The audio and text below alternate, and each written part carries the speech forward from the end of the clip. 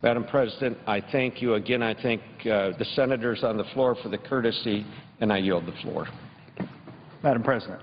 The senator from Arkansas. Madam President, today I rise to discuss the pending budget agreement.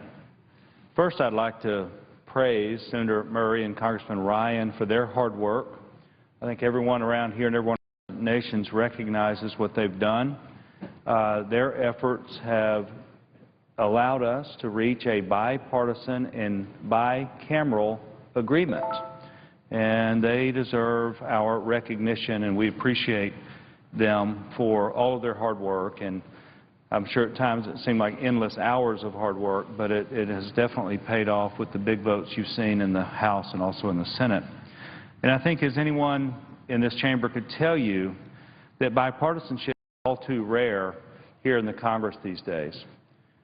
I can only speak for myself, but I'm tired of the gridlock, and the American people that I have talked to, especially those from Arkansas, are tired of it as well. We must work together to get things done to keep our economy growing. This agreement, in my view, is a positive step forward. It gives our business community and our economy the certainty that it's been looking for. It also prevents the my way or the highway politics that have been so destructive, have been practiced by an irresponsible few that have seemed committed to hurt our economy. And it restores resources to our national security interests, which I think is extremely important. And I appreciate what Senator McCain of Arizona said a few moments ago on the floor. And it does all this while reducing the deficit. That being said, this agreement is not perfect, especially when it comes to harmful budget cuts made at the expense of our men and women in uniform. And I'll be the first to tell you that we need to cut our spending, but we need to do it in a responsible way. We need to cut waste, fraud, and abuse. We need to eliminate things like the unnecessary government purchasing and maintenance of real estate and buildings. We can end, out-of-date and ineffective government programs, but we cannot balance the budget on the backs of our hardworking military members and their families. As the senator from Arizona said a few moments ago, he's hopeful, and I think many of us believe and agree, that we'll have a chance to fix this someday soon. And that's why I'm here today, to encourage my colleagues from both sides of the aisle to support common sense solutions, common sense provisions that will restore full retirement pay for our future military retirees and repeal Section 403 of this agreement. Our brave men and women in uniform have made many, many sacrifices for this country. And when I think about their heroism and things that they've done, I think of a passage in the book of Isaiah where Isaiah is preparing to leave everything behind, go out and preach the word to the people who need to hear it. And the quote from Isaiah 6:8 says, "And I heard the voice of the Lord saying, Whom shall I send? Who shall go for us? Then I said, Here I am, send me." Here I am, send me. That's exactly what our men and women in uniform say. They leave their families behind. They leave behind their homes, and in many cases their jobs, in many cases a wonderful life to go out and protect the freedoms that we all enjoy. So singling them out is not just unfair, but it's also wrong. These heroes lay their lives on the line for us, and they deserve us to work to fix this provision so that they can receive the full benefits that they've earned. And the good news is, as we heard the senator from Arizona and the senator from Washington say a few moments ago, that we can fix this. We can move forward. And that's the good news today. We have this bipartisan, bicameral budget agreement, and it does move us forward. And if we can get the votes necessary today to pass this, then we can swiftly move with another bill at some point in the near future to protect and fix the thing that I'm so concerned about. But back to the bipartisan agreement and bicameral agreement that the chairwoman of the Senate Budget Committee reached with the chairman of the House Budget Committee. This is a job well done. This is an effort. None of this is easy. There's always going to be things going to be hard and difficult. That's why balancing the budget is so hard, because there are provisions. You have to make tough choices, but these are tough times, and we need to make these tough choices. So I join my colleagues. I hope that we get a large bipartisan vote for the legislation, for the agreement that Senator Murray and Congressman Ryan reached, and I also hope that we very quickly will act to fix the one provision that is causing so much heartburn. With that, Madam President, I yield the floor. That's the absence of a quorum. The clerk will call the roll. Alexander.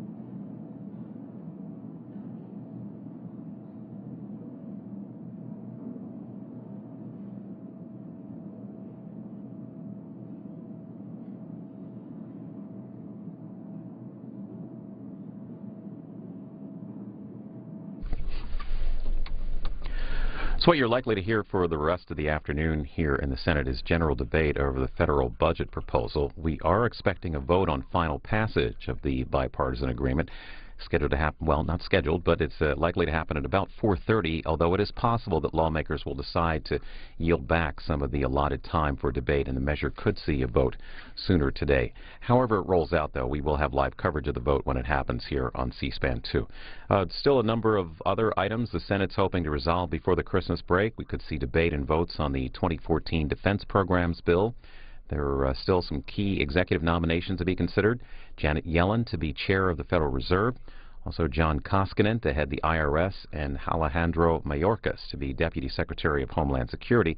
The list of nominations lined up by Democratic Senate leaders is a little bit longer and not likely to be considered before the break. But Roll Call is reporting today that a deal might be in the works to delay consideration of those nominees until sometime next month, without sending them back through the confirmation progress.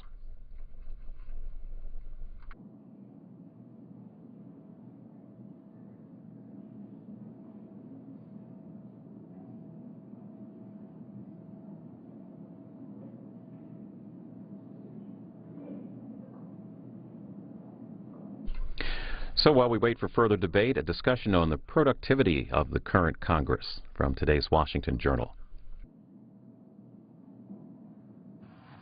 Welcome back to the table, Thomas Mann, who is the co-author of It's Even Worse Than It Looks, along with his co-author of that book, Norm Ornstein, the resident scholar at American Enterprise Institute, and Thomas Mann with Brookings Institution. All right, so we're halfway through the 113th Congress, gentlemen, and they haven't passed a lot of legislation, but they were, looks like, going to have a 2-year budget deal on the table. Senate will take that up today, final passage. Thomas Mann, what do you think? Well, we should give thanks that in the almost final act of this Congress, they followed our advice of first do no more harm. It's been a really quite destructive year in Congress, but at the end they agreed to disagree on the big differences between the parties, to not threaten another showdown, and to reach an agreement that replaces a good part of the sequester over the next 2 years and pays for it over time. So it makes more economic sense, and it certainly made a lot of political sense, which stands in great contrast to what the whole year has been about.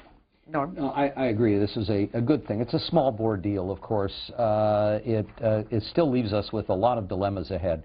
And we have to keep in mind that they're now going to have to go back and do a dozen appropriations bills based on this budget. And even though a significant share, roughly 2/3 of the sequester cuts, which in the second round were going to be truly destructive in areas from food safety to medical research to diplomacy to border security, there's still cuts that remain, and they're going to be difficult for them to come up with. But it's nice to end the year on an upbeat note. However, I would say anybody who thinks that this has broken the ice, lanced the boil, and now we're back to bipartisan cooperation is living in a place where they have a lot of medical marijuana. Mr. Mann, do you agree? Yeah, it's going to be a difficult year, but I do want to point out one other positive thing before we get too depressed here, which is that Speaker Boehner has finally opened the battle within his own political party. Most of our dysfunctional politics in recent years has been a consequence of the Republican Party just becoming a radical party in both policy and process.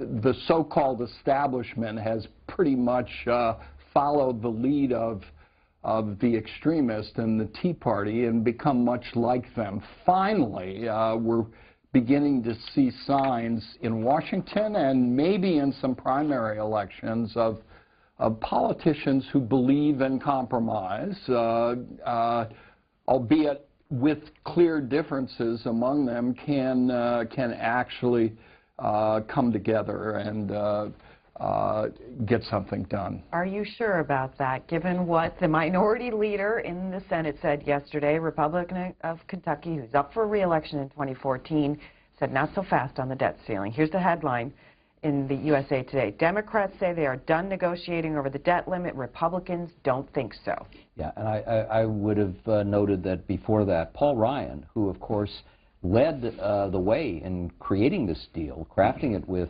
Patty Murray, the senator from Washington and chairman of the Senate Budget Committee, soon afterwards also said, now we're starting to discuss what demands we will have for raising the debt ceiling, not well, let's let this happen, but what will the demands be? And it appears that one of them is going to be approval of the Keystone Pipeline, but I suspect we'll see a laundry list. And that's, I think, the depressing part that follows from what Tom was saying is that while John Boehner was very vocal twice or even 3 times about outside groups like Heritage Action in particular, the Club for Growth and others, the pattern here has been if you take on these outside groups and some members of your own caucus inside, you follow that with a gesture that is warm towards them. And that may be the debt ceiling. And we also know that Mitch McConnell and John Cornyn, the 2 Republican Senate leaders, face primaries. Even if Cornyn's primary is not as serious a one, given that Ted Cruz soundly beat, in fact, trounced the most powerful figure in the state, David Dewhurst, the last time, he's nervous. McConnell is not just nervous about a primary, he's nervous about a general election campaign where he's worried that the conservatives will sit on their hands. So deal-making is not likely to be something that we'll see from the leadership. Well, the 2 of you recently wrote in Politico magazine that the new weapons of mass destruction in the partisan wars, government shutdowns, threats of default, and sequesters best be disabled and quickly. Weapons of mass destruction, strong words to describe those threats, those fights. They are strong words, but they really are justified. The 3 together have done more harm to the economy than anything else I can think of or imagine. People are talking, oh, we're spending too much. The problem is the world and the business community looks on Washington and the Congress and sees nothing but uncertainty and dysfunction. If that debt ceiling threat now returns, what life we see in the economy could be snatched away from us. The president hasn't reacted yet. I think he's waiting for the Senate to pass the budget deal, but I think we need a strong no negotiations over the debt ceiling statement from him. It would be insanity to put us back into that situation. Before we get to our first phone call here, Norm Ornstein, what do you say, though, to people who say gridlock is a good thing? That's the way our founders wanted it. Our founders did not want us to completely founder in the face of enormous challenges at home and abroad. They wanted to make it difficult to enact significant policy, but not impossible. And what they did was to set up a system where you would encourage debate and deliberation and ultimately broad leadership consensus. The problem we have, which is what we identify as a central part of it in our book, is we have parties, and especially the Republican Party, but both, that are behaving like parliamentary parties. That can work in a parliamentary system which is designed to act because a majority can act and a minority vocally opposes but can't block it.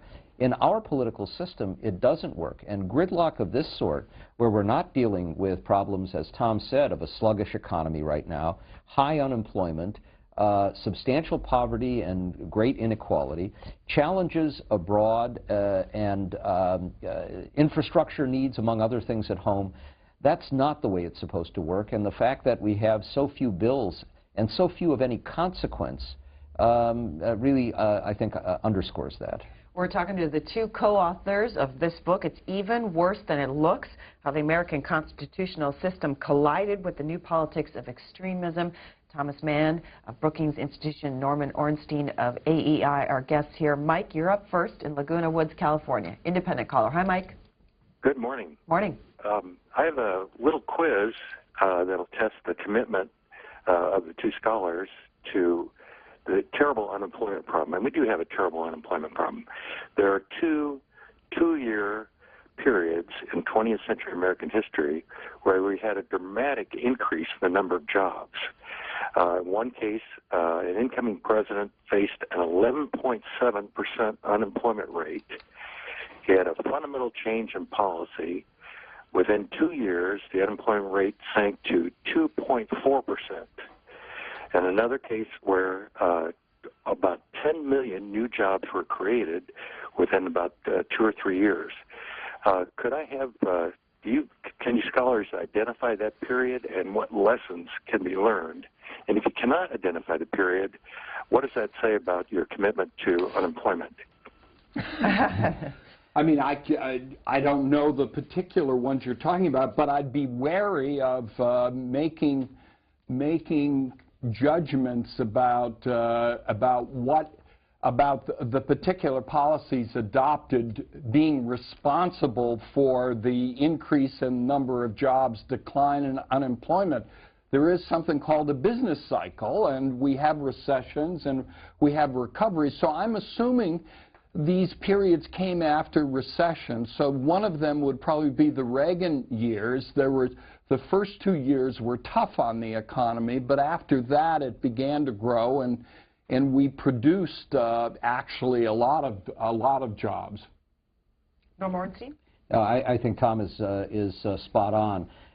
Looking at cause and effect, especially with government policies in the immediate aftermath of Consent the quorum call be lifted. Without objection. And I ask for consent to engage in a colloquy with the senators from Georgia who join me on the floor today. Without objection. Madam President, I come here today to address an unintended inclusion in the compromise deal that was worked out by the Bipartisan Budget Conference and that was overwhelmingly passed in the House of Representatives earlier last week. As a longtime champion myself of our nation's veterans and military families, I want to make absolutely sure today that they know that a provision included in this deal that mistakenly included disabled retirees and survivors for changes in the pension growth will be addressed in short order following passage of this bill. In fact, I'm going to be joining with the senators from Georgia and others after passage of this bill to make that technical correction in a standalone bill. Madam President, I think all of us know that our disabled veterans have made tremendous sacrifices for our nation and deserve the peace of mind that their benefits will not be adjusted under this compromise legislation. They deserve to know also that government shutdowns and the constant crisis that have unfortunately impacted wait times for our veterans' benefits or further growth in the disability backlog and have even jeopardized their monthly checks should be a thing of the past. And that is what is at the heart of this bill. We're working to ensure that the uncertainty and fear that these veterans and military families faced last October is taken off the table for at least 2 years. We're working to ensure that the government they fought for functions in order to deliver on the promise we owe all of them. In furtherance of that effort, this technical error certainly can, should, and will be addressed. And I join with the senators from Georgia in assuring our disabled veterans that it absolutely will be. The senator from Georgia. Madam President, I want to thank the senator from Washington for all of her hard work as chairman of the Budget Committee on this bipartisan compromise on the Budget Act. And I want to thank my colleague, Senator Chambliss from Georgia, for joining me today in this important effort. I support the Bipartisan Budget Act because I believe that the reforms included in the agreement, while modest, I believe that most move America in the right direction. One of the most essential components of the Senator Murray and Congressman Ryan's deal is the avoidance of another devastating round of sequestration aimed squarely at the national defense capabilities of our country. This agreement will help us to avoid cuts that would have caused long-lasting damage to the readiness of our military and will help us provide the best support and tools possible for our men and women in uniform. While avoiding defense sequestration was a key to gaining my support for this deal, I was very concerned to learn at the last minute that disabled retirees and survivors were mistakenly included in the provision, slowing the growth rate in terms of COLAs in coming years. I believe this mistake must be corrected, and my continued support for the budget agreement is predicated on the chairman's commitment to correct this mistake, and I want to publicly thank the chairman this morning for making that commitment in this colloquy. I know from my travels through the many military installations in Georgia with Senator Chambliss and through my work on the Senate Veterans Committee with Senator Murray that both senators share my concern, and I look forward to working with the two of them to address this most important issue. Madam President. The senator from Georgia. Madam President, I'm pleased to join Chairman Murray and Senator Isaacson regarding our concern about the military retirement pay provision in this budget proposal. As I mentioned yesterday on this floor, any pursuit of debt reduction should not come at the expense of our servicemen, women, and veterans.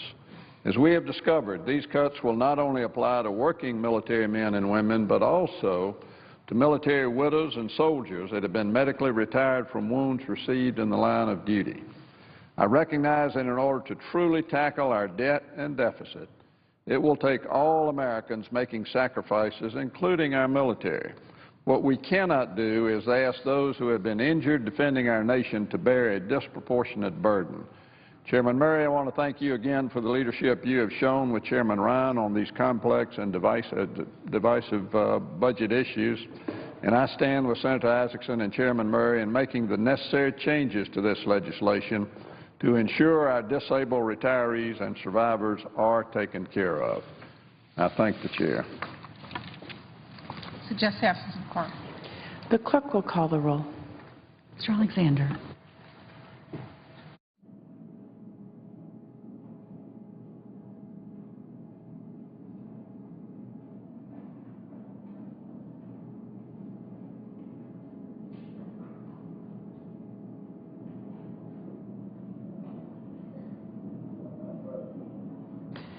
Senator from Georgia. I would ask quorum call be dispensed with. Without objection.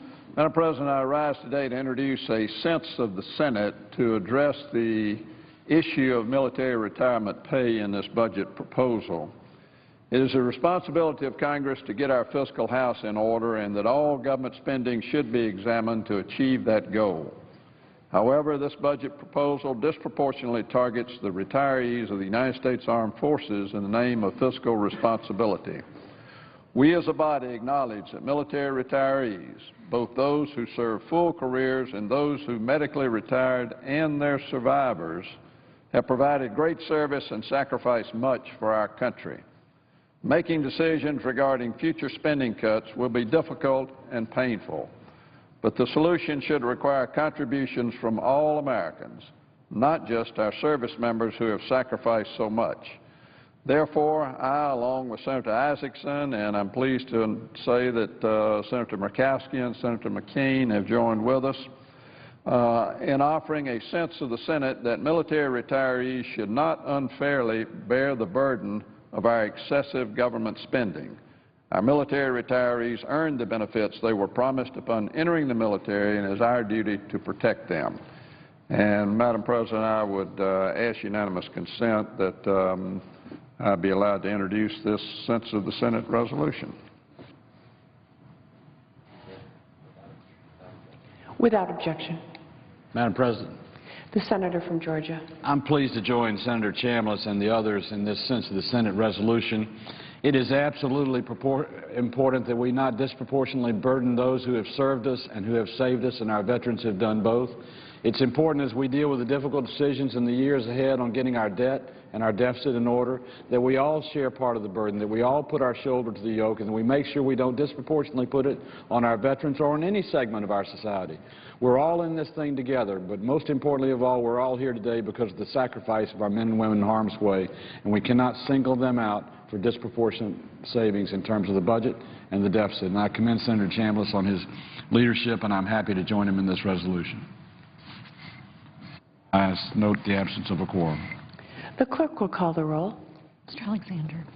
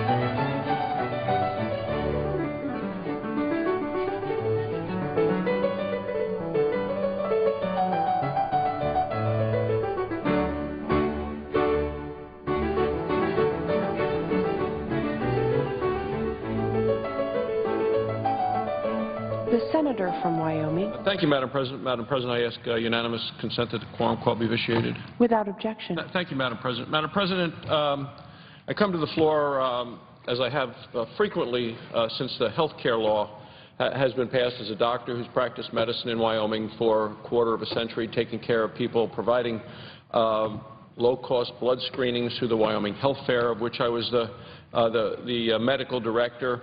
And I was back in Wyoming last week talking to folks about their health care and their concerns. And, you know, with the end of the year rapidly approaching, Americans are gathering with family, with friends, to celebrate the holidays, to count their blessings. But from what I heard last weekend in Wyoming and on a telephone town hall meeting Monday night, very few people are thankful for the President's health care law. I met yesterday with the Wyoming Insurance Commissioner. Fewer than 1,000 people have been able to sign up, but thousands and thousands have had their insurance canceled under the law. So many more people are suffering because of the law than are people that are potentially able to benefit. To me, this law forced down the throats of the American people, supported unanimously by the Democrats in this body. It's continuing to disrupt people's lives and to cause them very real harm. After a year of false starts and failures, what we've seen the President's health care law is nothing more than a collection of deception, delays, and disappointments. If you just look at the headlines, the biggest disappointment was the launch of the healthcare.gov website in October. It's a total disaster, but I will tell you, it really is just the tip of the iceberg. The website failures are what people have seen across the country, and that's the most visible, and it's obviously been the cause of concerns and jokes by the late-night comedians. But the real damage is going to start on January 1st, damage to people's lives, because this was just about a computer screen. But below this tip of the iceberg are what people are actually noticing at home. They're paying higher premiums, and I'm hearing that around the state of Wyoming, canceled coverage, thousands in Wyoming, but millions, over 5 million, I understand by last count, across the country. And we don't even know how many have been canceled in the states of Illinois and Texas and Ohio. So we know that more than 5 million people have lost their coverage. People are finding out they can't keep their doctor. We're seeing that with seniors on Medicare. We're seeing that with children who are going for cancer care. We're finding people having a harder time finding a doctor, or even having to make choices as they go to the website to say, well, do I want to keep my doctor, or do I want to keep the hospital that I go to, or do I want to keep the drug coverage I have? And many people are finding they can't find any plan that will let them keep everything that they have now, in spite of the President's promise. We're hearing more and more stories about fraud and identity theft across the country related to the health care website, including a Senate staff member who was signing up and that asked for his bank number and PIN number. And he called the helpline. He had to wait a long period of time to get through, as the experience has been to many Americans. And they said, no, that's not the regular website. That must be some kind of a scam trying to fraudulently take your information. And, of course, there are higher copays and deductibles that people are seeing. The average deductible now is over $5,000 for people in bronze plans. So that's what's continuing to happen with this health care law. So October was just about the website. January is going to be about real people, their lives, and their ability to get affordable, quality care from the doctors that they know and doctors they trust. The Obama administration made a lot of promises about this law. The administration has known for months, I believe even for years, the administration has known that many of the promises just were not true. They knew that people would lose their doctors, and they knew that millions of people would lose their health insurance plans. But instead of leveling with the American people, the White House chose to mislead them. It continues to mislead them today on one important issue after another. It's led them to such an important role that and the people have seen through it. Washington Post, Tuesday, December 17th, just yesterday, Obama's approval ratings plummet. Poll results worrisome for Democrats looking to the midterm elections. a respected group, PolitiFax.com, has come out with their role, they say, is sorting out the truth in politics.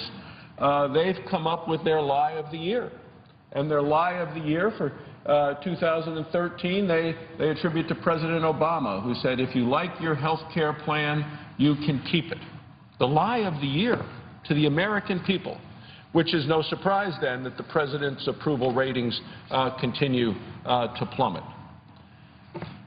Now I look at what a decision made by this administration very recently, a decision to delay next year's open enrollment season until after the midterm elections. To me, Madam President, this was a blatant political move,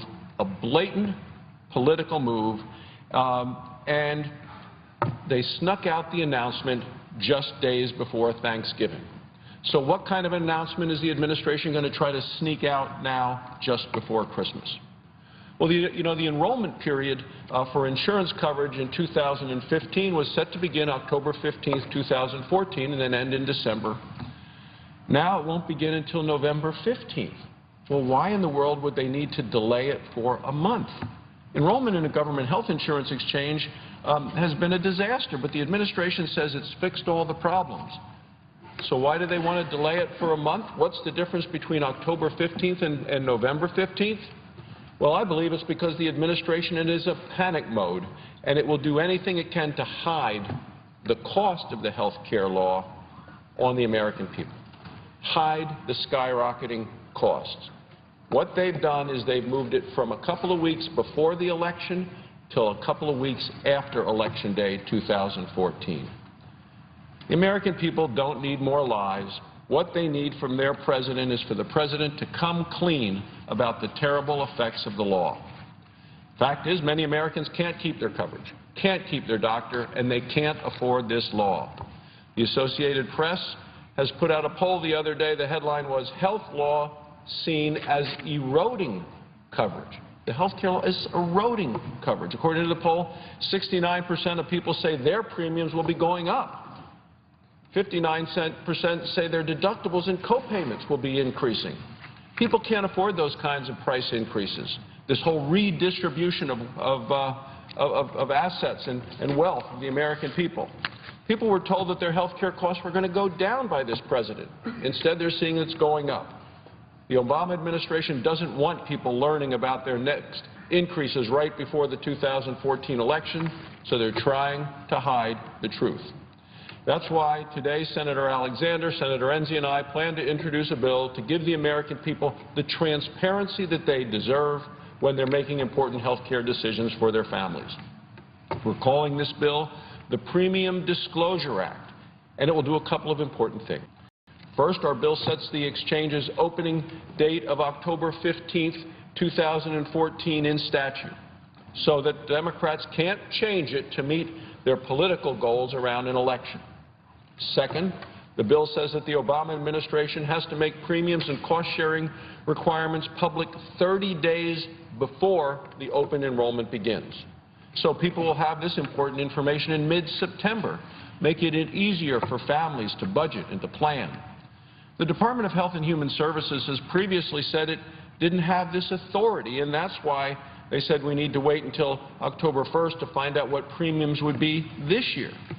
Well, this bill would specifically give the administration the authority, so they'll have no more excuses for hiding health insurance cost increases from the American people. Americans wanted a few very simple things from health care reform. They wanted better access to care. Washington Democrats gave them less access. They wanted lower costs, but Washington Democrats gave them higher costs. They wanted help. Washington Democrats have caused them harm. This bill will help add some transparency and shed light on things that the Obama administration doesn't want the American people to see. The President's health care law has been a failure. Can't be fixed just by delaying one more part or by sending out the spin doctors one more time or by having one more press conference. I hope that when we return after the new year, that President Obama and Democrats in Congress will be ready to sit down with Republicans to talk about real bipartisan solutions that put patients and families first. Thank you, Madam President. I yield the floor.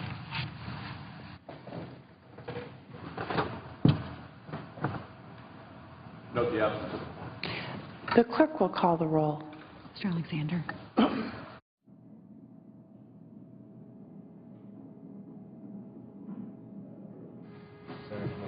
The senator from Oklahoma. I ask the unanimous consent that the quorum call be vitiated. Without objection. I wanted to spend a few minutes talking about the bill that we're going to be voting on this afternoon. I'm in my 10th year, starting my 10th year in the Senate. And during that period of time, my number one goal in coming to the Senate was try to righten our financial ship. And almost everything that I've done in the Senate has been related to the fiscal consequences of our dereliction of duty as members of Congress of both parties. There's nothing partisan about that statement. We've seen different presidents and different parties control both bodies. Always to the same result. And we have before us a bill today that is a purported compromise. I don't want to describe who it's a compromise for. It's a compromise for the politicians. It's not a compromise for the American people. Because what it really does is increase spending and increase taxes. And the net effect, even if you take all the budget gimmicks that are in this bill that are not actual savings, and even if you believe people 10 and 11 years from now will actually hold their true to what this bill pretends to have us do, which we're not doing, something we did 2 years ago through this bill, we're still going to spend more money than we would have. And we're going to charge people revenues, $28 billion, pardon me, in increased revenues, which we're not calling tax increases, but Americans are going to pay that. So it's money that's going to come out of their pocket. So what we have before us is a bill that's a political compromise for the parties in Washington to keep us from doing what we really need to do. The hard things. And I'm going to go through some criticisms of this bill. It's not meant to be reflected on any one individual, and it'll apply just as much to the Republicans as it does the Democrats. But we have a bill that supposedly fixes things until past the next election. So we don't have to face these gigantic problems of, quote, deadlock. The other thing that I would note as I go through this is it's my contention that we don't have a problem getting along. It's my contention that we get along way too well. We get along way too well, otherwise we wouldn't have a $17.7 trillion debt. We wouldn't have $124 trillion in unfunded liabilities, and we wouldn't have debt per person in this country, which is now at $57,000 per person, and unfunded liabilities that's over $1 million per household, not including that debt repayment. Now, how did we do that? We had to agree to do that. Both parties had to agree to do that. The president had to sign it. So my contention is we get along way too well when it comes to ruining the financial future of our country. And my main criticism, I don't criticize compromise. I criticize compromise that ignores the facts of our financial situation. And I just want to make a point. I put a book out yesterday. It's called the Yearly Waste Book. I do it every year. I do it somewhat in jest, but to make a very real point. I outlined over $31 billion, what I think, and I think most Democrats would agree that the American public, 95% of them would agree with us, that when you're running a $700 billion deficit, maybe we shouldn't be spending these monies on these things, which goes far further in actually solving our problems for compromise in terms of creating a solution to the long-term problems and giving the American people what they really want. I mean, we really do have a 6% approval rating, right? I mean, that's true. I think we've earned it. And this bill, I believe, proves it. because we did exactly the opposite of what the American people would like to see us do. We solved our problem as politicians, but we made their problem worse. And we didn't fix the things that are obvious to fix. I was on the Simpson-Bowles Commission. I was a member of the Gang of Six. I have worked in a bipartisan fashion with anybody that will work on me to try to solve the big problems in front of our country. Except we as a body in the House don't really want to solve them. Because the thing you put at risk when you really solve them is political careers. And as a group of politicians, the people in Washington care much more about their careers, by their actions, it is proven, than they do about the long-term fiscal health of this country. And that applies to both parties. So when we have a deal brought before us that will avoid confrontation come January 15th, and we have all sorts of budget gimmicks in it that are not truthful, they're not real, in the hopes that somebody will grow a backbone 9 and 10 years from now and actually keep their word to the American public. And we're demonstrating right now we can't even keep our word 2 years from 2 years ago. Why would we be proud to vote for that? Does it solve a real problem? No. It puts a real problem off and actually makes the problems worse to the tune of $68 billion. So through this bill,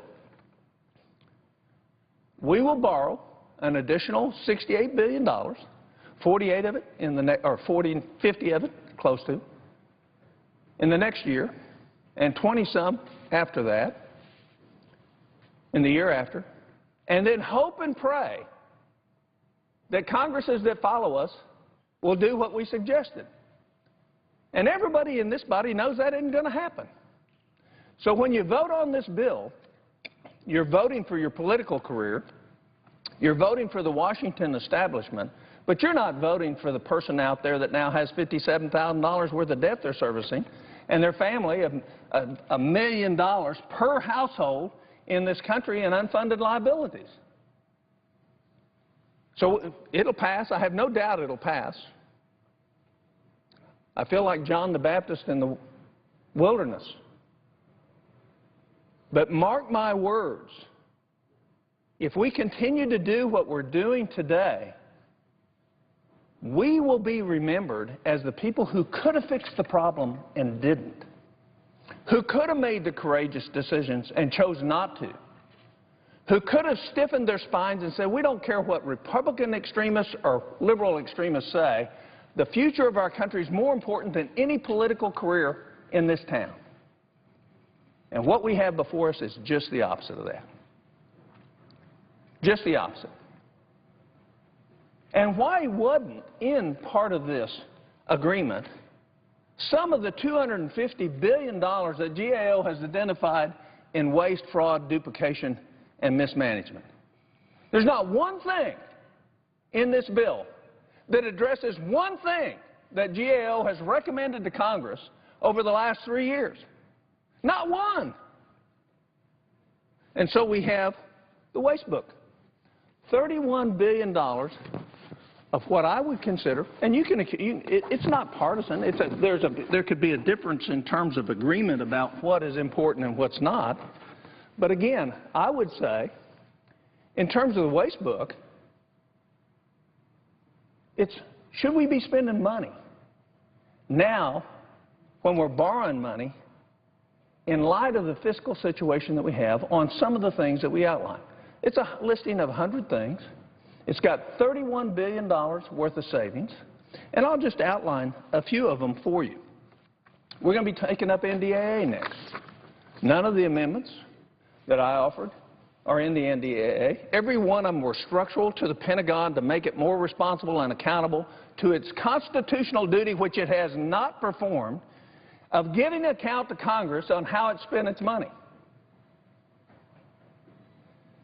For example, the Army commissioned a contract to have a warfare overseeing blimp. They spent $297 million on that blimp. It flew for a short period of time in this country. We sold it back to the contractor for $300,000. And I have two questions. One, whoever signed that contract and made that decision, did they get fired from the federal government? Did they get demoted in rank?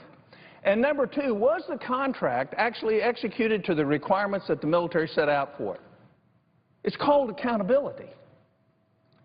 The answer to both of those is no. There is no accountability. And so we're going to have an NDAA bill come through that requires them to meet an audit. They've been being required since 1992 to meet an audit. They've not done it. They won't do it in 14, they won't do it in 17, and they're not going to do it in 18 because there's no hammer on the Pentagon to make them do it because all hammers have been taken out because we don't want to force them to meet their constitutional responsibility. It's too hard. Well, we never told them it was too hard to go to Iraq or Afghanistan, but it's too hard for them to follow their constitutional duty to report on how they spend their money. And what I would put before you is if you can't measure what you're doing, you can't manage what you're doing. And it's obvious from the waste, fraud, and abuse, contract failures within the Pentagon is they have no clue on what they're doing. All you have to do is take the Dwight D. Eisenhower carrier, the littoral combat ships, the F-35. All of those major defense programs are at risk, over budget, behind schedule, and I'm not talking a little bit over budget. So we didn't do the oversight. We haven't forced that. You'll never get control of those programs till you make them be able to account for what they're doing. My first training, my first degree is in accounting. I understand. The reason accounting is important is because it tells you where to go to manage your problems. The Pentagon cannot do that. The Pentagon ordered, at the insistence of us, by the way, some airplanes for Afghanistan. Guess what we've done? We've taken delivery here, and we've sent them straight to the Arizona desert. Just $422 million worth of them. And oh, by the way, the ones that we did go to Afghanistan, we're going to cut up, destroy. We're not going to send them to Africa for relief missions. We're not going to send them somewhere else. We're going to cut them into pieces, another $200 million worth of airplane. And oh, by the way, because the Afghan Air Force wants the same thing America has, we've already given them 2 C-130Hs, and we're going to give them 2 more. That's another $400 million. So what we've done through poor management is waste almost $700 million on one item. There's nothing in this bill that corrects that. And yet this bill is going to come to the floor, the NDAA, and not one of us who actually knows what really needs to be done in terms of changing the financial picture in the Pentagon is going to have an opportunity to influence that bill. Not one of us. Didn't have to be that way. That bill came out of committee in May of last year. But we've chosen to operate that way.